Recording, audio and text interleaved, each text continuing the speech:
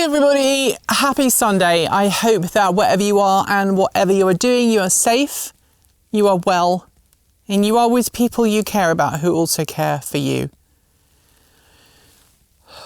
It's been another really tough week, hasn't it? And I just want to come here and tell you all that the week was amazing and awesome, but I think you expect more from me, more from Transport Evolve, more from the team than that. And I think one of the things that marks us out separately from other people is that we are honest about how terrifying things can get sometimes. And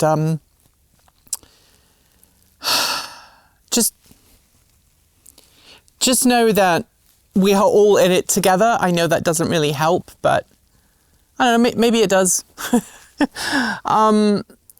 Thank you again. I know I mentioned this in 10, but thank you all for your kind comments on us successfully being able to ditch Starlink. The dish is still up on the house, and I have a couple of work-related things coming up that mean that it's going to stay on the house probably for a couple of weeks, and then it will come down when I put my mesh node up.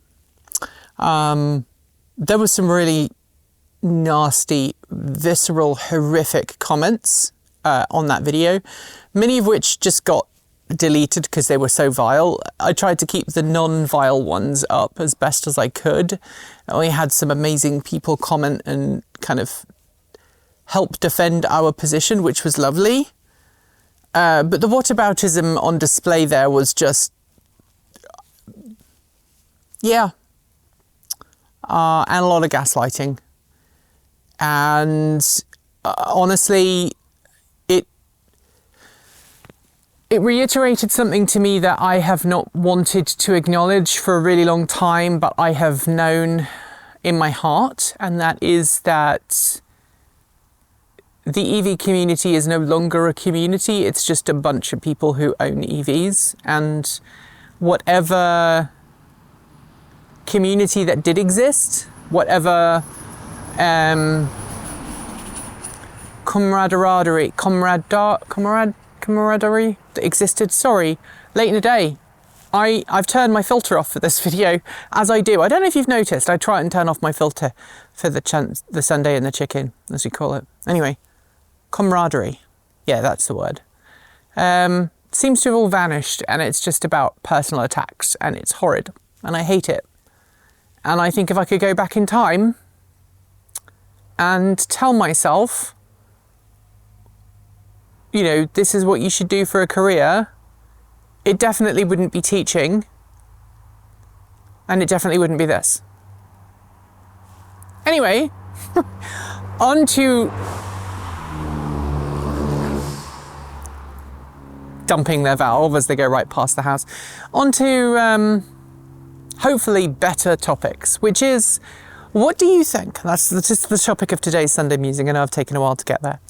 What do you think is going to happen to all of the level 2 charging stations around the world?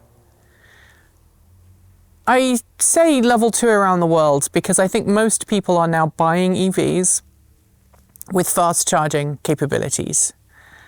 And while there are a significant number of people who only ever use a fast charger because they don't have charging at home, I think there's also a significant proportion of people who might have charging at home, and they either have, you know, level 1 or level 2 charging, depending on where they live.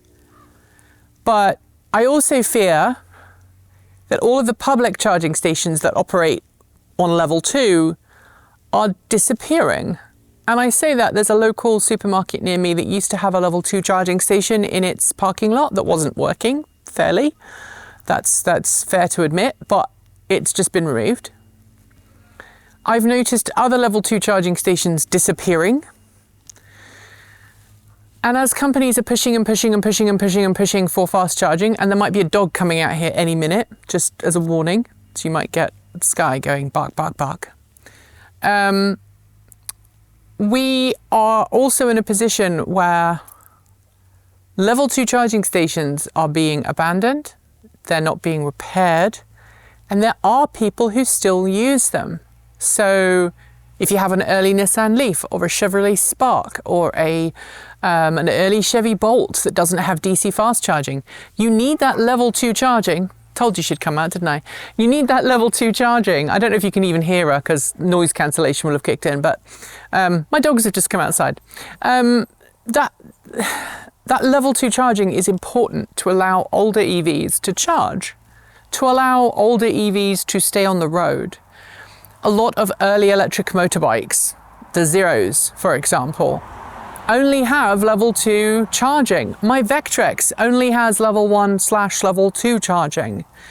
And I wonder how long it's going to be before those level 2 charging stations disappear and people with those vehicles are relegated back to what we had 10, 15 years ago, which was you can use an EV for local trips around town, but you have to be able to come back to your base. And if you have a modern EV with a decent length battery, even a 60 kilowatt hour Bolt EV that doesn't have DC fast charging, you're probably going to be good for 100, 150 miles, maybe 200 if you're really, really gentle with your right foot, and that's fine. But at the same point, focusing so heavily on DC fast charging has pushed us to a point where those who don't really understand EV ownership go, well, you don't need DC fast charging anymore because you've got you don't need level 2 charging because you've got DC fast charging. And we end up with that situation where charging stations fail, the companies that put them in maybe go bust, or the person at the business who put them in is no longer around. And the question is there any way we can stop that? What happens to all those charging stations? What happens to the people who put them in? And how can we ensure that destination charging, level 2 charging, continues to be supported? Now, I know a lot of people watching this will go, well, Tesla will be fine with its destination chargers. I'm not entirely sure that's going to be the case. Tesla's not really interested in EVs anymore. And other companies that initially kind of capitalized on that level 2 charging, not really interested anymore. So I'd love to know your thoughts in the down below. I will see you this time next week. And as always, thanks for watching. Thanks for being the awesome positive change you want to see in the world. And thanks to the amazing list of people scrolling by me right now. They really do make a big difference. And I know that this scrolling list of names is not ideal. I know it's difficult to read, and I've been working with the team to try and solve that. But I also want to remind you that we are a tiny team. And at the end of last year, we made a big shift. Erin and Kate are learning new production programs. They were both working in different software to Vi and myself. And at the end of last year, we're like, we really all need to be using the same software. So they're learning new software production, which is slowing down the amount of work they can do, which is slowing down when we need to make tweaks and changes. So thank you for being so very understanding and so supportive of the channel. I know we're not doing the best right now, but we will continue to do our best as best we can for as long as you allow us to. So, as I said, stay safe. Tell the people in your life that are important to you that they are important to you. And as always, keep evolving.